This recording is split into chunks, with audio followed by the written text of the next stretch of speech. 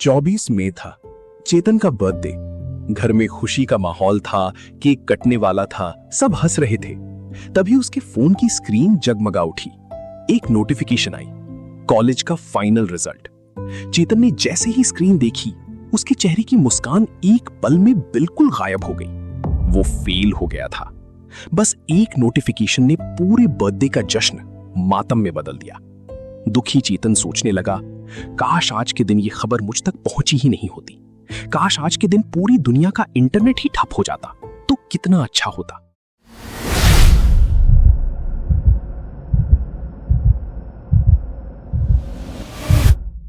चेतन को लगता था कि इंटरनेट बंद करना तो भगवान या फिर किसी सैटेलाइट के हाथ में है।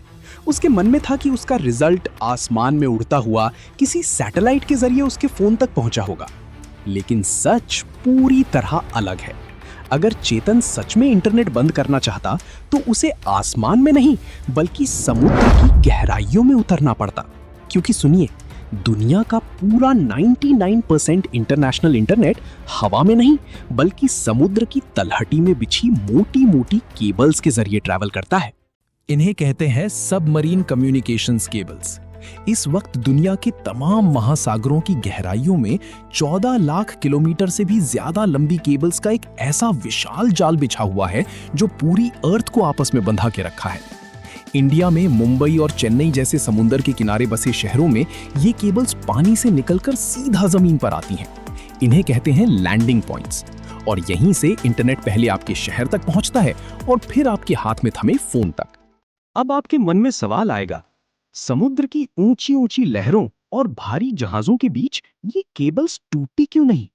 तो सुनिए, समुद्र के किनारे के पास ये केबल्स बिल्कुल किसी मोटे फौलादी पाइप की तरह सख्त और मजबूत होती है। लेकिन जैसे जैसे ये गहरे पानी में जाती हैं, इनकी मोटाई कम होती जाती है और ये एक साधारण पानी के पाइप जितनी पतली रह जाती है।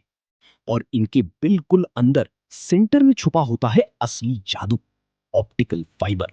ये होते हैं आपके सर के एक बाल से भी कहीं ज्यादा पतले कांच के बारीक तार। और इन्हीं तारों के जरिए चेतन का वो फेल वाला रिजल्ट और आपका सारा डेटा लाइट की स्पीड से तैरता हुआ आप तक पहुंचता है। तो क्या कोई इन केबल्स को काटकर चेतन की विश पूरी कर सकता था? वैसे समुद्र के नीचे खतरे बहुत हैं। कभी अर्थक्वेक आता है, कभी जहाजों के भारी लंगर इन्हें नुकसान पहुंचाते हैं। और आपको यकीन नहीं होगा, शार्क्स तक इन केबल्स को चबाने की कोशिश करती हैं, क्योंकि केबल्स से निकलने वाले इलेक्ट्रिक सिग्नल्स उन्हें अपनी तरफ अट्रैक्ट करते हैं। लेकिन असली बात यह है कि अगर एक केबल कट भी हो जाए तब भी इंटरनेट बंद नहीं होगा।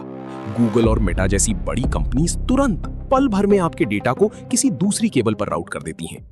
मतलब चेतन की विश कभी पूरी हो ही नहीं सकती थी। तो अगली बार जब आप एक सिंपल क्लिक में कोई वीडियो या फोटो देखें तो एक पल के लिए रुककर ये जरूर याद करना, वो डेटा 7 समुंदर पार करके हजारों किलोमीटर लंबी इन अंडर वाटर केबल्स के जरिए आप तक पहुंचा है।